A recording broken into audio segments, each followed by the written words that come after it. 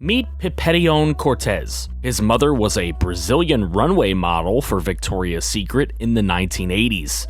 His father, a small business owner in McKees Rocks, Pennsylvania. He graduated from Penn State with a business degree, set to take over his father's business, but he always had a different passion. When his alma mater had an offensive coordinator position open up, he was all over it. Penn State had not won a bowl game for 3 years when Coach Pip arrived to turn the offense into a powerhouse. First task at hand was taking down Syracuse at MetLife Stadium, and on Penn State's first possession, Sean Clifford rolled out right, took off, bowling into the end zone for 6 points. Syracuse didn't learn because he did it again to extend the lead later on a 9-yard run in the corner of the end zone. In the third quarter, and on 3rd and 9, Clifford dropped a dime to Mitchell Tinsley, leading to 3 more points, and then Clifford added 2 more late touchdown throws that were close calls, but good throws for 4 total touchdowns on the day and a 45-17 win for Coach Pip's debut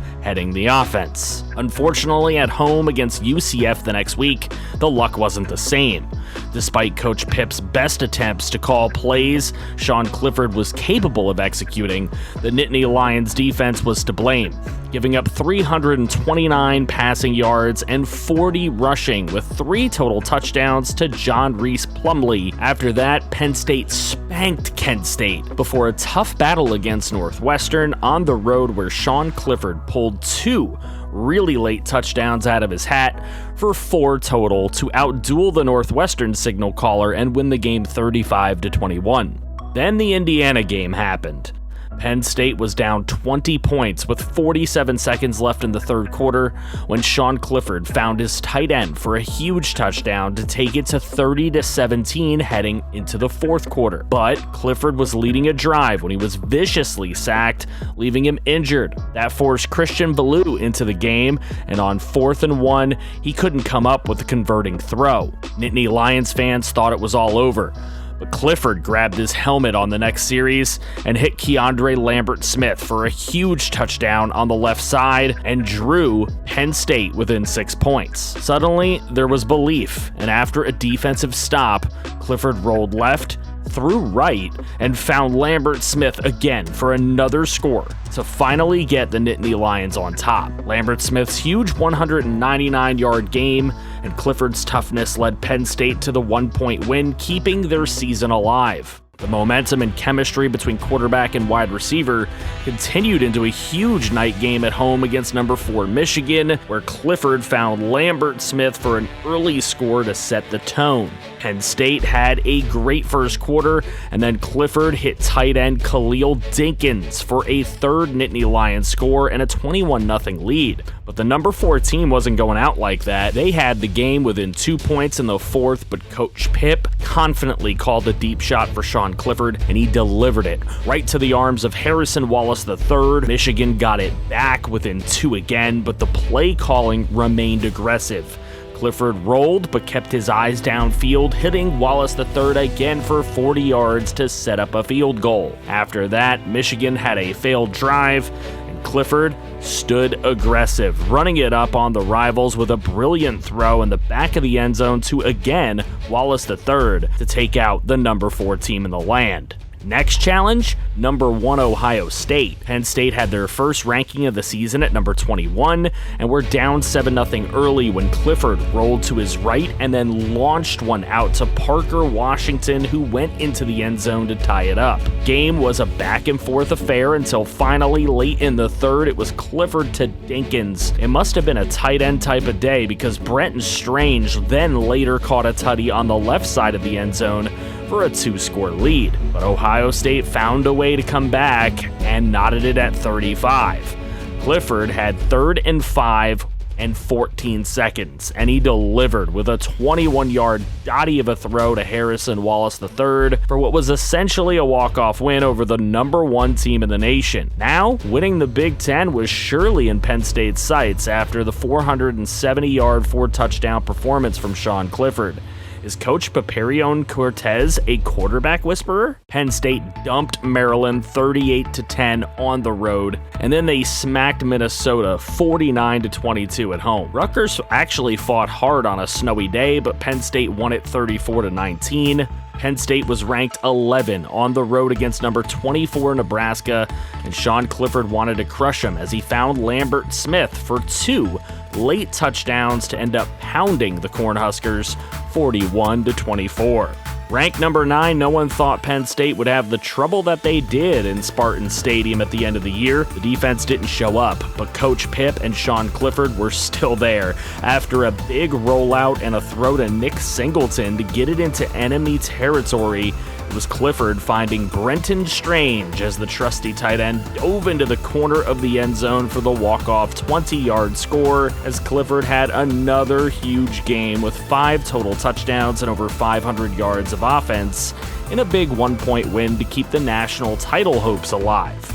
To keep CFP hopes alive, number 16 Purdue stood in Penn State's way in the Big Ten title game. Well, not exactly. The Nittany Lions smoked the Boilermakers so much that the backup Christian Valou came in and threw a big touchdown strike just to get the 50 burger.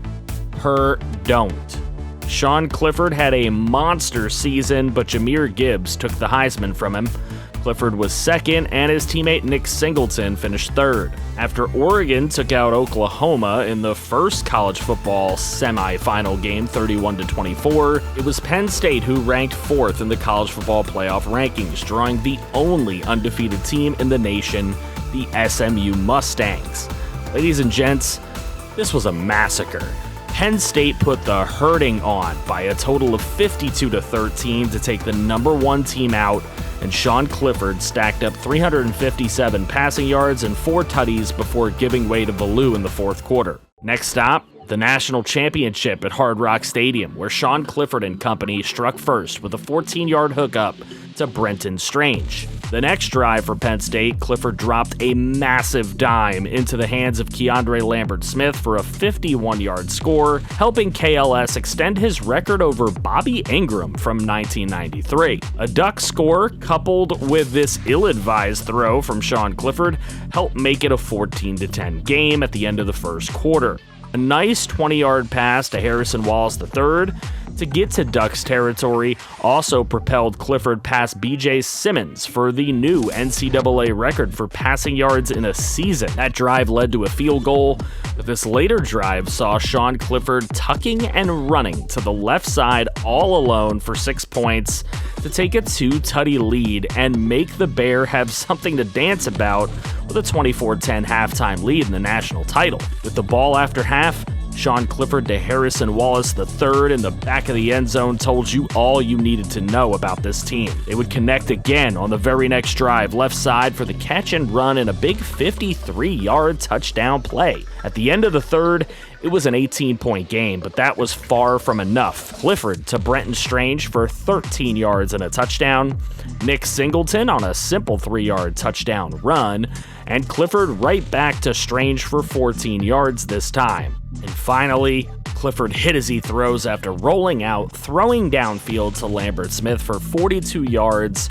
for a 66-36 national championship win, in which Penn State blew through their college football playoff competition after the gauntlet of the Big Ten year. Sean Clifford and the Natty had 615 total yards and 8 total touchdowns for one of the best performances in college history, maybe the best, and he had Coach PIPERION CORTES to thank, not only for the incredible national title run, but also for the play calling and trust to be able to throw for 6,247 yards as the all-time leader in NCAA history, and to pass for 51 touchdowns, surpassing Trace McSorley as easily the best Penn State passer of all time. Keandre Lambert-Smith attributes his record-breaking season to Coach Pip as well. After the incredible year turning Penn State's offense into a powerhouse, Coach PIPERION CORTES had plenty of head coaching offers. Rice, Western Kentucky, Southern Miss,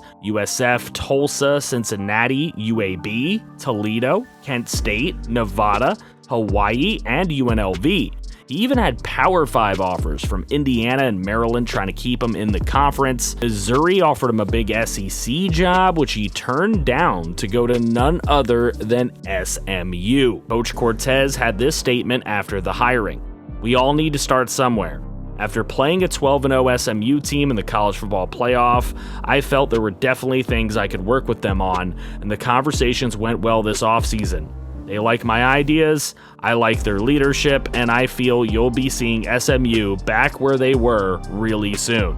My goal here is to win the national title." His offensive prowess got Cortez some really nice transfers in wide receiver Brennan Thompson and right guard DJ Campbell from Texas, as well as right tackle Claybron Pollard from Southern Miss.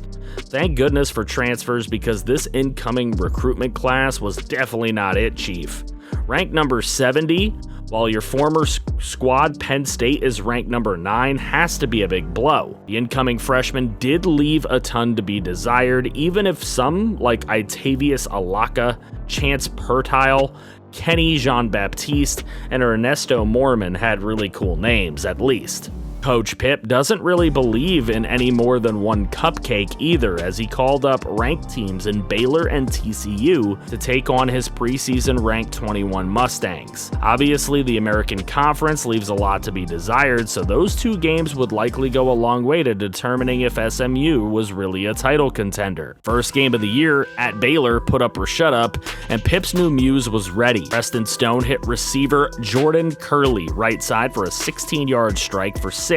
In a tight battle, it was tied at 14 at half. Third quarter, Stone found Curley again for a 29-yard catch and run into the corner to lead the game by 7, but Baylor had tied it heading into the fourth quarter, where they would convert a goal to go with Chapin to Dabney to win the game by a touchdown. Going into North Texas, Coach needed a pick-me-up, but it wasn't easy to get, as the growing pains with new quarterback Preston Stone showed with his interception driving for the lead, or at least a tie. A message was sent as he was benched to watch backup Kevin Jennings get in the end zone and give the Mustangs a lead in the late third quarter. But defense was never Coach Pip's strong suit, and North Texas went right down the field to take the lead right back into the fourth. But it wasn't too long before Jennings incited deja vu and scored off yet another read option for the lead once more. Jennings was far from perfect himself, though, as on the next drive, under pressure, he launched an ill-advised bomb, which was later picked off. He was properly chewed out, since that gave North Texas a lead late, but he had the moxie to complete the comeback with a dime piece to my favorite Mustang, Moochie Dixon, to score the winning touchdown. Stone watched Jennings nab player of the game honors and the comeback dub, told Coach Cortez that he was ready to go next week. TCU was no longer ranked, so giving up 56 to them was embarrassing, but Stone was right. He was ready. Despite a late interception, trying to play hero ball on a bomb play, he had a nice stat line: 35 of 52, 561, 6 touchdowns, 2 picks, and he was learning on the job. SMU beat San Jose State 37-15, and Stone threw for 338 on a touchdown and a pick, but Coach Pip's offense wasn't the simplest for a sophomore redshirt to learn really quick. It was the beatdown in Cincy that helped convince Cortez that he had the right man. Stone had a great enough game to sit the whole fourth quarter. Finally gaining his coach's confidence, Stone threw for 390 and 4 scores in another fourth quarter sit, and a 65-6 win over Charlotte. Remember the one team that beat Penn State last year? Yeah, they're here. Up a point, Stone, who had been playing with such confidence under pressure, throws a huge pick, and UCF had a lead. Later, it's tied up, and Stone went to work finding Knox with very little time to set up the game-winning field goal. Through the uprights, and SMU holds off UCF. Coach Pip told the media, "It's not how you fall, it's how you get back up." I love this kid. After that endorsement, Temple stood no chance in a 50-21 SMU win with 400 yards, 4 touchdowns from Stone. Tulsa got stormed with 4 Stone tutties as well.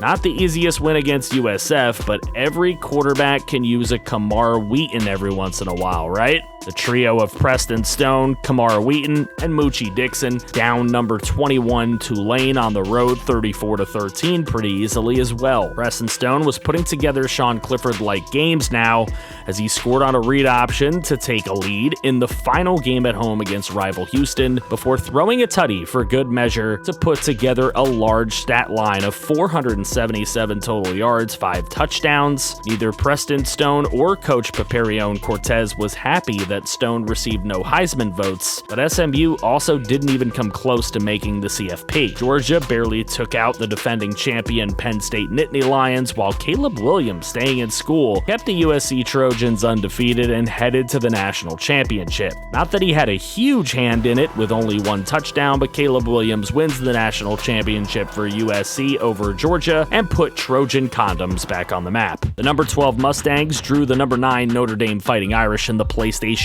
Fiesta Bowl. Big stage for Coach PIPERION Cortez's first bowl game as head coach. Preston Stone made a ridiculous throw to Moochie Dixon in the back of the end zone to get SMU within 1 score. Preston Stone went right back to Moochie on an all-important 4th and 3 to convert, and then threw a dime piece in traffic to Jordan Curley for 27 yards before later going read option to get himself in the end zone. Now for 2 points to tie the game. Coach Pip and Preston Stone drew up what they thought would work, but it just didn't.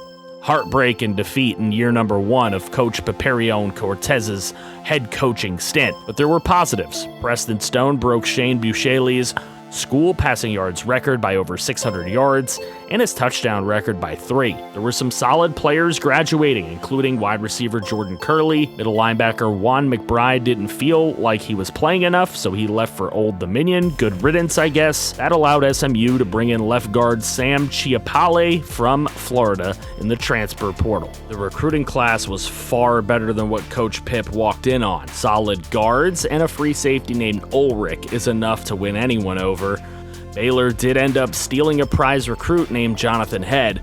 Baylor gets Head, SMU gets screwed, no pause. The class ranked 21st in the nation as the old stomping grounds of Penn State ranked 2nd. Preston Stone worked hard with Moochie Dixon in the offseason as they were looking to make the run with PIPERION at the helm. Brennan Thompson, the transfer from Texas, figured to help take the sting of losing Curley away. For his 2nd year as head coach, Cortez took challenges. He scheduled Texas on the road right away, looking to beat up Big Bro. He scheduled a rematch with Baylor for a home and home, and he was prepped to take a trip into South Bend for revenge on the number 11 Irish. Every college football fan was ready for that opener. Number 20 SMU at Texas. Texas had a 2-score lead in the 4th quarter when Kamar Wheaton rolled into the end zone, and then later it was Preston Stone to new starting tight end RJ Maryland for 21 yards. Next drive, it's Stone to the former Texas wideout Brennan Thompson, who gets into the red zone with ease.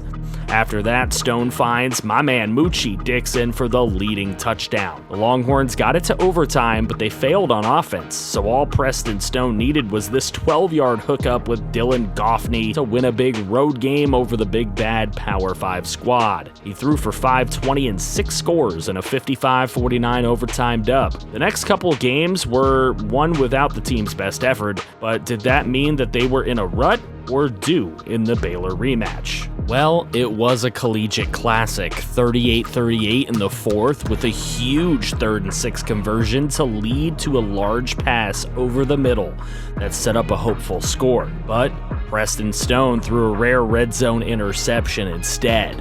After his defense got a safety and the ball, he threw an even costlier pick, which led to a Baylor touchdown. Then, in the final minute and 10 seconds, he threw his 4th interception of the day, which was housed all the way back for 6, ensuring another loss to Baylor, and huge disappointment from Coach Pip, who hadn't chewed Stone out so much since early the year prior. A bounce back was needed in a big way after dropping 9 spots in the polls, but it wasn't easy as expected. Stone got a touchdown throw to Maryland, and then later ran it up with a rolling touchdown strike to Teddy Knox to make the score look better and pad his stats with a 4-touchdown performance. Notre Dame was no longer ranked, but SMU needed the win and revenge anyway. Down 14, Stone hit Goffney, who did a ton of work after the catch, for a 61-yard score to give the Mustangs a chance. However, with Stone hurt late, Jennings couldn't connect on 4th down, and the hopes of revenge crumbled. No revenge on Baylor, no revenge on Notre Dame. In the game against UCF the following week, an overtime thriller where UCF scored right away on offense, but Preston Stone led the charge, getting a short tutty to RJ Maryland, so Coach Pip ran it back, right back to RJ Maryland for the 2-point conversion and the walk-off victory. The stadium was on absolute fire that day. You should have been there. Temple was smothered as Preston Stone had Moochie Dixon and Brennan Thompson doing circles around the Owls secondary. Just enough was done to outscore Charlotte at home 53-29, even if it wasn't a dominating win. Big yardage, but too many picks made it tighter than it should be with USF despite the 42-27 dub. For some reason, Cincy sparks up something in SMU players, as it was a big 52-10 win behind 500 yards from Stone, with Brennan Thompson getting the bulk of it. On the road in the snow to beat number 18 Memphis 47-22 in the last game of the season, 5 touchdowns from Preston Stone. There were 0 undefeated teams that year, but so many even teams you probably could have had a successful 12-team playoff and it would have been really exciting. USC had losses to number 22 Utah and number 5 Oregon. Ohio State lost to number 25 Ole Miss in overtime, and number 3 Penn State crushed them. Penn State, though, lost to number 4 Michigan and probably should have been number 1 in the nation. Michigan lost to number 7 UNLV and number 2 Ohio State. Oregon lost to number 22 Utah and number 9 Washington. Auburn had an unranked loss besides losing to number 1 USC. UNLV lost to unranked Fresno State, gross. Florida State lost to unranked Duke, that's gross, and number 16 UNC. Washington lost to unranked Boise State and number 1 USC twice, and SMU had their losses to unranked Baylor and number 14 Notre Dame, so they weren't the best. Ohio State got smoked by Penn State again, and USC without Caleb Williams went down to Michigan 31-24. In the national championship, Penn State reclaimed their place atop the college football world with a dominating win, this time without Coach PIPERION Cortez at OC. In his mind, Cortez knew that to reclaim that spot as head coach, he was going to need a Power 5 job. In order to get there, he had to win a big bowl game. This was his chance. Beating number 12 Oklahoma in the Citrus Bowl could get the attention needed. Down 1 point in the 4th quarter, Preston Stone finds Teddy Knox on a curl as he spins out the defender, takes it up the sideline for 6 points and a lead. Oklahoma laid a licking on Stone, so Jennings had to roll in for a play and found a man wide open. Goffney sprinted all the way to the house to make it a 2-score lead for the Pony Express. But it didn't stop there. Stone came in and lofted a 31-yard beauty to Moochie Dixon to make it a bit of a rout. But why would Pip's play call stop there?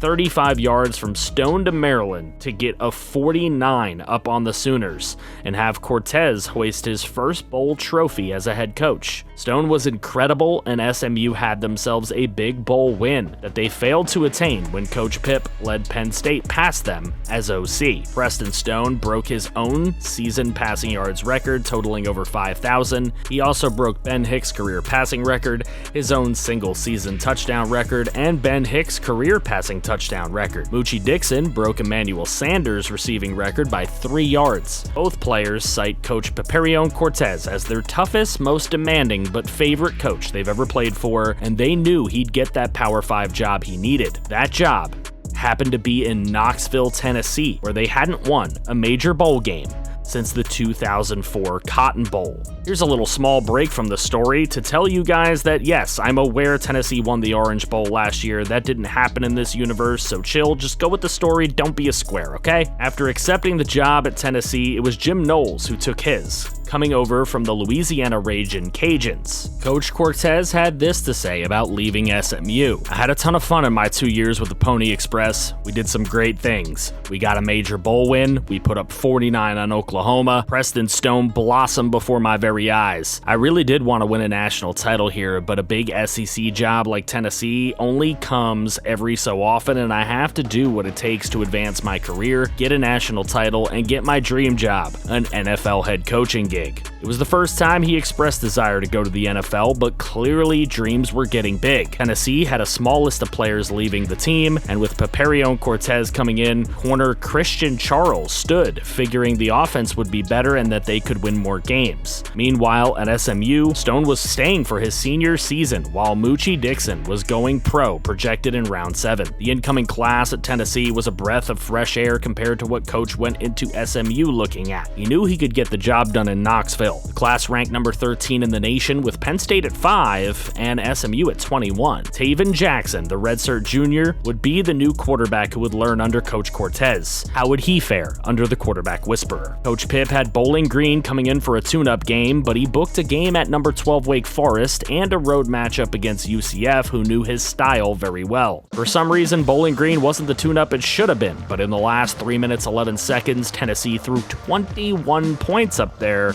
behind Taven Jackson's 6-touchdown day. Probably the best day for a new starter in Coach Pip's career. Wake Forest on the road was tough. Taven Jackson got a rushing score for a 2-score lead. Griffiths found Mack really late in the game to give Wake Forest a 1-point lead, and on the last play of the game, Jackson just couldn't find a man as the Vols fell to 1-1. The Florida game gave home fans PTSD from the week before, as the Gators found a way in the end zone late, but Taven Jackson was determined to change that, and he hit his tight end Anthony Martin for 25 yards and then roped a pass in to Caleb Webb for 29 to set up a game-winning kick with just 1 second left. The kick went up and right through the uprights. What a win for the Vols that day. UCF was no match for these Vols, as Jackson had 4 touchdown passes, 2 of them to my favorite Vol, Squirrel White. After that, Coach PIPERION CORTES met his true nemesis, the Georgia Bulldogs. Georgia smoked Tennessee 52-21 behind Branson Robinson's 260 yards rushing and 3 touchdowns. The bounce-back road upset against number 9 Auburn stopped the bleeding, with Jackson playing well. That momentum then carried into Columbia, where Jackson threw a late touchdown strike to Tate, which put the Cox out of reach. At 5-2, with number 9 Bama coming in, the Vols really wanted a statement. The defense was doing no favors.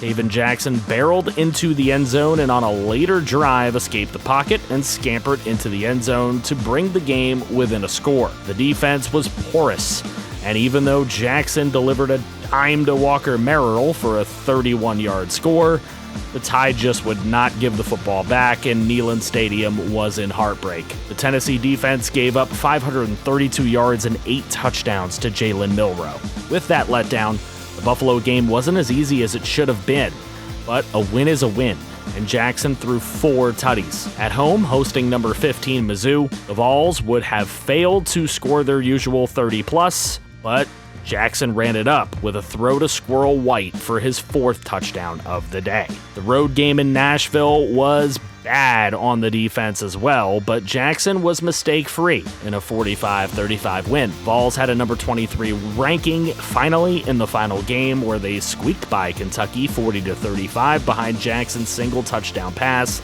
and Dylan Sampson with 173 rushing yards and 4 scores. Taven Jackson finished in 4th place for the Heisman, where Wake's running back Damond Claiborne ran away with it. Jackson threw for 4,600 yards, 35 touchdowns, 10 interceptions, while running for 350 and 6 scores. Walker Merrill, Squirrel White, and Chaz Nimrod all had great seasons receiving. Play like that got Taven Jackson first-team All-NCAA honors, while also winning a Maxwell Award, coming in 2nd for the Walter Camp behind the Heisman winner, and winning the Davey O'Brien Award. In the college football playoff, Oregon squeaked by Georgia 31-29, making Corso look dumb, and App State lights the torch for Group of 5 by taking out the winners of 2 of the 3 last national titles, Penn State 35-16. But in that national title, the Ducks were too much for the Mountaineers, winning 38-28. Citrus Bowl, number 20 Miami versus number 15 Tennessee, tied at 21 apiece, and Taven Jackson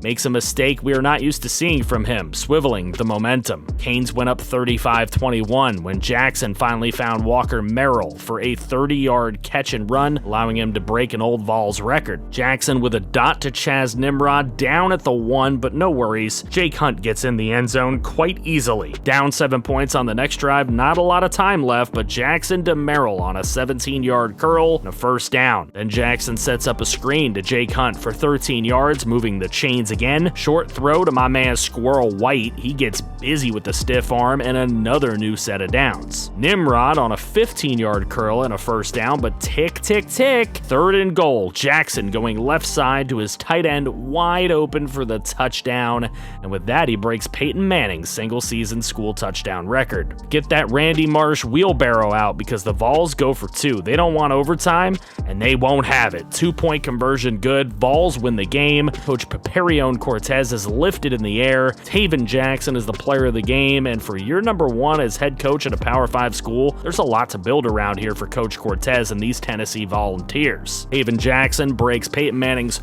passing yards record by a ton and the touchdown record by just the 1. Walker Merrill broke Marcus Nash's reception record. Coach Cortez was able to convince center Addison Nichols and left outside linebacker Keaton Wade to stay for their senior years, but just losing key secondary pieces like Christian Charles and Andre Turrentine were enough cause for concern. Charles got himself a second-round grade, Turrentine a 4th, and Merrill a 7th. The new freshman class was beefy for Tennessee. Lots of defense coming in to help Coach PIPERION Cortez because they know he can make an offense click. With Jackson being a senior, quarterback Ricky Duncan signed on to be the man in waiting. The class ranked 8th in the nation, and the Vols needed it going into a year where only 11 regular season games were going to be played. They had a 12th scheduled week 1 in Happy Valley, but I guess there's just too much bad blood between Penn State AD and Coach Pip, so they were screwed out of a 12th game. The SEC gauntlet is enough to make any schedule a challenge.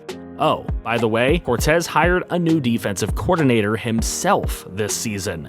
His first disciple will be Amani Wambui of Kenyan descent. He was a DB at North Texas years ago, and Coach Pip is hoping that he can scheme for his young defense. How would that go? Well, Georgia Southern got smacked in the mouth 42-0, so that wasn't a bad start, right? Jackson whooped up so much, the freshie Duncan got a taste of action in his first game. At number 17, Wake Forest, no problem. 45-14 behind 3 more tutties from Jackson, and again, Duncan got to play. Florida had a garbage time touchdown, but make no mistake, this one wasn't that close either. 35-26 over the Gators, 3 more touchdown passes for Jackson. At number 6 in the nation in a 38-10 win over Memphis, with Jackson making the year's first mistake, but throwing 4 tubbies to make up for it. Then there was Georgia. Remember that crap about them being the nemesis? Well, we won't know how this game could have gone, because Jackson was hit late on this play after getting rid of the football. The fumble was later overturned, leading to a field goal, but Jackson was concussed and done for the day. Ricky Duncan has a wonderful throw to the back right corner of the end zone for a tutty to give the Vols a short lead. When Tennessee was driving for a 2-score lead, he made the inexperienced mistake of throwing it right to the Bulldog defense, and it was taken all the way back for a pick 6, and the momentum just changed. The whole building changed. Branson Robinson ate the Vols defense up again, and the Bulldogs came out with a 59-24 beatdown as Taven Jackson watched from the sideline. Hosting Auburn, the Vols got the job done despite Jackson making some more mistakes, 41-28. South Carolina came in at number 19 in the nation, but the Cox had no shot as they were blown 42-17, with Jackson having very pedestrian numbers for him again. He just wasn't the same after that injury, but could he come back to life in Tuscaloosa? The offense was lifeless until Jackson found Cody Johnston in the back of the end zone to get the game within 1 score. But the defense wasn't holding up their end of the bargain, causing Coach Cortez to have some choice words to Coach Wambui. But it was made better by a second touchdown pass from Jackson to Johnston, making it a 3-point game. But just like last year, the Tide did not relinquish the ball, and the lights went out on a Tennessee comeback. It's a rare occasion that a Coach PIPERION Cortez team doesn't score 30. Coach Nick Saban was proud of it. Mizzou was number 1 in the nation and undefeated until the Vols rolled into town. The offense responded from the previous loss in a big way, carrying Coach Wambui's defense, which was porous. Taven Jackson got the ball in the end zone late to ensure a Mizzou comeback was not going to happen, as he had 4 total touchdowns in the 47-45 upset win. Beating number 1 got the Vols back to number 4, which they held on to with a 49-21 drubbing of in-state rivals Vanderbilt. With Jackson throwing for over 504 touchdowns, he was back. That became more official when he threw for 500 more and 4 more scores in a 62-14 road blowout of the rival Kentucky Wildcats to end the regular season at 9-2 and cement their spot in the college football playoff. Missouri would play for the SEC title as Tennessee was their sole loss. The committee knew who 1, 2, and 3 were likely to be, but the 4th spot was up for grabs. However, after Missouri surprisingly lost to 3-loss LSU in the conference title, things weren't so settled anymore. With Penn State blasting Nebraska 51-10 in the Big Ten title, they were looking prime. Jackson had a great year throwing for 3,900 yards, 33 touchdowns, and only 6 picks. Another great year and a wonderful Vols quarterback career. Despite that, he got 0 votes for the Heisman, as Notre Dame quarterback Eric Chapman took the hardware. Notre Dame then took out Texas in the semifinal, 49-42 in a barn burner. But who would the Vols take on? They may have canceled the Happy Valley game week 1 of the regular season, shunning Coach Pip, but they had no choice now. A read option keeper in the second gave the Vols a small lead, but after a Penn State score, a rare bad throw from Taven Jackson gave it back to the Nittany Lions, who converted to take a 9-point lead. Jackson then, right before the half, hit his tight end Anthony Martin to get the game within 2 points at half.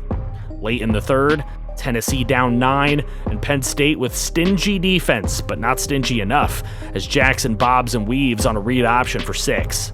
2-point conversion was no good, but that meant nothing, as early 4th quarter, Taven Jackson to Anthony Martin for a short tutty strike to regain the lead. The defense held, and Jackson finished off another methodical drive with a short touchdown run to extend the lead. And after a Penn State touchdown, Coach Cortez yelled a vulgar expletive and made sure to throw 3 more points on the board as time expired to rub it in a little bit. The Tennessee Volunteers and Coach PIPERION Cortez were going to the national championship to take on another team that had given Coach trouble in the past, the Notre Dame Fighting Irish. Number 2 versus number 1 in the Natty at Allegiant Stadium in Las Vegas, Nevada doesn't get any bigger than that. Tennessee had a 10-0 lead when Taven Jackson barreled in from 5 yards out, and it looked really bad for the Irish. And I wouldn't lie to you folks, it was bad, real bad.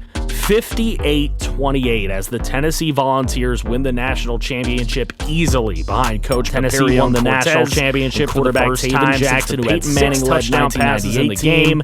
Even little Ricky Duncan got one in there. Tennessee wins their first national championship since good old T. Martin won it for him in 1998. And the media called it a national spanking, and it was. Coach Cortez had this statement after the impeccable playoff run. "I am extremely proud of the work I have done here in Knoxville. I'm glad to be able to end the drought for Vols fans and to do it beating my old squad, where it all started, made it so much sweeter. The fact that we creamed the Irish in the national title after they gave me fits when I was at SMU made this even sweeter. It's a storybook finish here, and that's why I will be taking interviews for coaching jobs in the NFL this offseason. It's time for the next chapter of my career. I am grateful for all of the opportunities that have been given to me at this level, and I can't wait to see what I can do at the next level." There you have it. Coach PIPERION Cortez is looking for an NFL head coaching job now after a 42-10 career collegiate record, with all of his 4 head coaching seasons being winning seasons. A 4-1 bowl record, 9-3 versus his rivals, 11-7 versus top 25 schools. Oh, by the way, he led Taven Jackson to break Peyton Manning's career passing yards and career passing touchdowns records. Chaz Nimrod broke Robert Meacham's receiving yards in a single season set in 2006. Where an old story ends, though, a new one will begin. Coach Cortez has taken his talent to the NFL, but the man he personally hired, his one disciple, Amani Wambui, has received a head coaching offer at Ball State University. His story is only beginning. Tennessee has a ton of talent going into this draft, with defensive tackle Tyre West and left outside linebacker Keaton Wade both getting first-round grades, center Addison Nichols a second-round grade, free safety Jordan Thomas a third-round grade, wide receiver Chaz Nimrod, fourth-rounder, quarterback Taven Jackson, fifth-round, round, and wide receiver Caleb Webb and right tackle Joseph Higgins getting 7th round grades. Freshman corner E.J. Carter is actually going to leave Tennessee to follow Coach Wambui over to Ball State. Coach Wambui loses some talent, like quarterback Caden Cobb, who had a great MAC career with 47 touchdowns and 4 picks in his senior year. And that poor Wambui has to deal with a 101st ranked recruiting class that looks just as pitiful as it sounds. Did I mention that with this roster, this bad roster right here, that he's going to have to start his head coaching career taking on the old ball club in Knoxville? Talk about feeding him to the wolves, right? The rest of his schedule's pie, but Maction action is always unpredictable. Where does PIPERION CORTES take his talent in the NFL? How does Amani Wambui lead the Ball State Cardinals? I guess you're going to have to find out next time. Thank you for joining me.